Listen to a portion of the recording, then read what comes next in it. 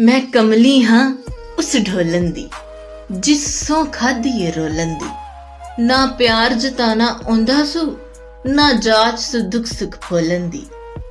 ਉਸ ਤੋਹਫੇ ਦੇ ਵਿੱਚ ਦਿੱਤੀ ਏ ਇਹ ਆਦਤ ਅਥਰੂ ਡੋਲਣ ਦੀ।